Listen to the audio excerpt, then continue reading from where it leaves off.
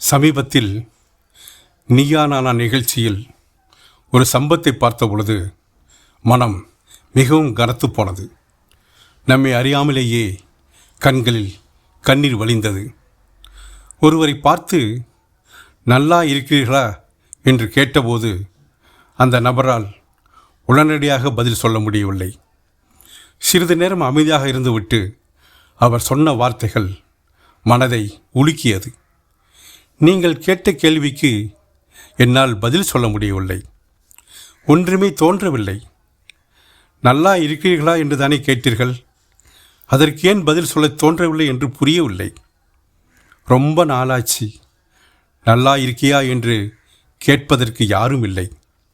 யாராவது கேட்டாலும் என்ன பதில் சொல்வது என்று தெரியவில்லை. உண்மை சொன்னால் நல்லா இல்லை.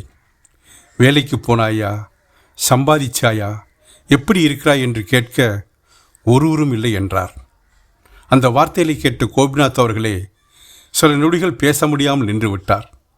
அவரிடம் என்ன சொல்வது என்று அவருக்கே தெரியவில்லை.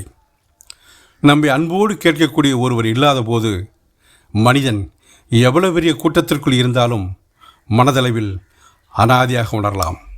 ஒரு மனிதன் இவ்வளவு வேதனையோடு பேசுகிறார் என்றால் அவருக்குள் எவ்வளவு நாட்களாக வலி தேங்கியிருக்கும், எவ்வளவு காயங்கள் இருக்கும். அவருடைய முகம் இன்னும் மனதிலிருந்து மறையவில்லை. நம் வாழ்க்கையிலும் இப்படிப்பட்ட மனிதர்கள் இருக்கலாம். அவர்கள் சிரித்து கொண்டிருக்கலாம், நம்முடன் பேசி கொண்டிருக்கலாம்.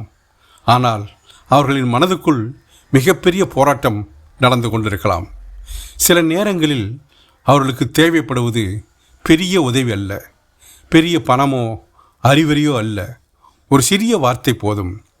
நல்லா இருக்கியா, ஏன் கவலையுடன் இருக்கிறாய், நான் இருக்கிறேன், கவலைப்படாதே என்று நாம் சொல்லும் ஒரு வார்த்தை அவர்களின் வாழ்க்கையில் மிகப்பெரிய நம்பிக்கையை ஏற்படுத்தலாம்.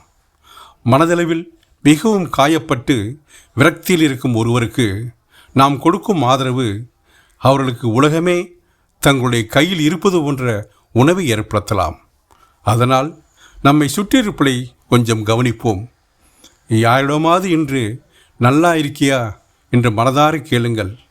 அந்த ஒரு கேள்வி அவர்களுக்கு இந்த உலகத்தில் என்னை நினைத்து கேட்க ஒருவராவது இருக்கிறார் என்ற நம்பிக்கை தரலாம். வாழ்க்கையின் மிக கடினமான நேரங்களில் ஒருவருக்கு ஆதரவாக இருப்பதுதான் நாம் செய்யக்கூடிய மிகப்பெரிய மனிதநேயம்.